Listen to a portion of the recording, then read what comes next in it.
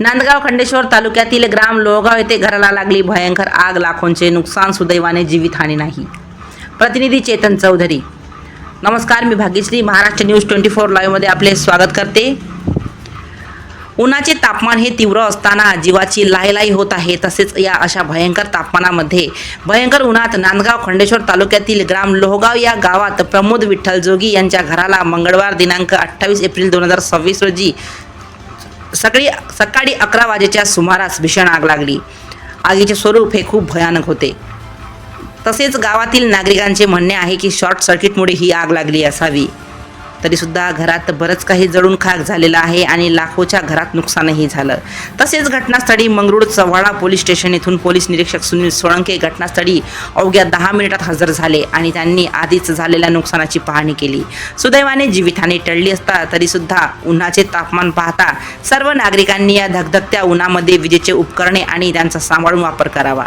तसेच लहान मुलामुलींना तसेच म्हाताऱ्या व्यक्तींना बाहेर पडू देऊ नये. त्याचबरोबर स्वतःचीही काळजी घ्यावी. हा आमच्या माध्यमानुसार जनतेला संदेश राहील. महाराष्ट्र न्यूज 24 लाईव्ह प्रतिनिधी चेतन चौधरी तसेच मी भाग्यश्री यांच्यासह आपली रजा घेते. भेटूया पुढील बातमी सत्रात. नमस्कार. नमस्कार, मी चेतन चौधरी, महाराष्ट्र न्यूज 24 तालुका प्रतिनिधी. आज आपण लोहगावमध्ये शॉर्ट सर्किटमुळे प्रमोद जोगे यांच्या घरी भीषण आग लागली होती.